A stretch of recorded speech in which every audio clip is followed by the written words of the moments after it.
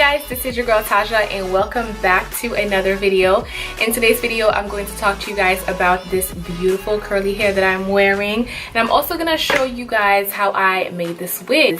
So not too long ago, I started making my own wigs, and this video is definitely beginner friendly because I'm going to show you guys how I achieved this lace frontal wig using a glue gun method. This is my absolute first time making a lace front wig. This beautiful hair that I am wearing is by Tinashe Hair. I am wearing their deep wave hair. Okay, so they sent me a 22, 24, 26, and a 20-inch closure, a lace frontal.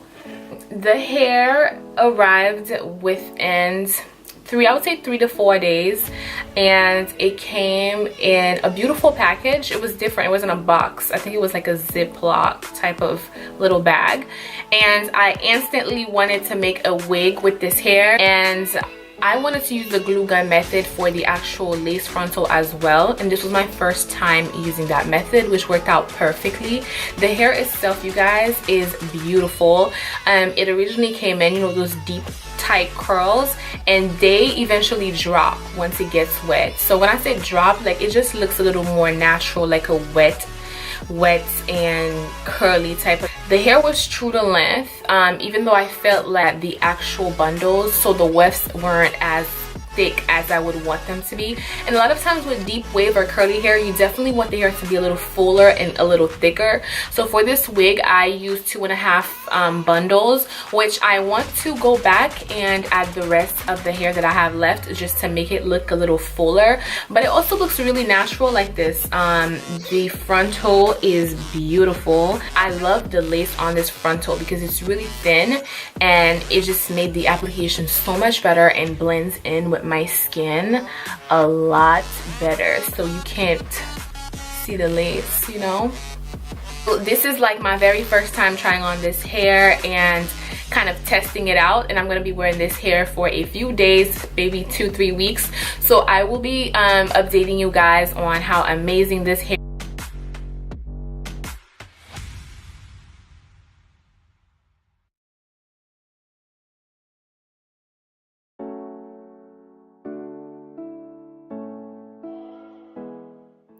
So to bleach the knots of this beautiful frontal, I'm going to use the BW2 powder, and then I'm going to use a 30V developer, and we are just going to mix that in until you get kind of like a pasty texture, and I'm just going to paint that over my lace, and I'm going to leave that on for 10 minutes.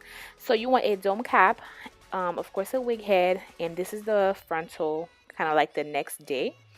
And what I'm doing here is just measuring it, but I did this off camera, you guys. It was a little challenging for me to glue it on because my pins wouldn't get into the wig head. So make sure you have like a foam wig head to have your T-pins just to help better with the application. But anyways, we made it work. So as you can see, I am measuring the space that I have left just to start gluing the hair. So I am using a glue gun method for this, and you can purchase this from Walmart, and I am using the clear glue. So after I measure it, I cut the hair, and then I go ahead and place the glue on there first, and then I glue the hair.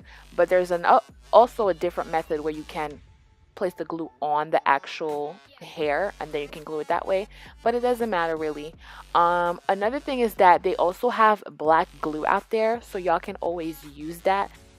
So here, while I'm gluing everything, you can see the white glue, but trust me, once the hair is down and it's styled and all the hair is covering, you won't be able to tell that the glue was there at all, trust me. This glue is pretty good and strong, you guys. This is a wet and wavy type of hair, so I've been wetting it a lot, and no, the glue does not come off. So if that was something that you were worried about, you shouldn't. So yeah, as you're making your way up there, you're gonna like have just a smaller room to work with, so you're just gonna have to cut the hair based on the measurements left. But this is really simple, and it literally took me less than an hour to make this wig. Like I said, the hardest part was the closure. And so now what I'm going to do now is cut that black part of the dome cap that was kind of you know, covering my lace, because you want that part of the lace to be exposed. That's how it's gonna look like scalp. And that is basically it, you guys. Here I am just kind of styling the hair. I went ahead and plucked it just a little bit, and it already came with baby hairs. So I hope y'all enjoyed this.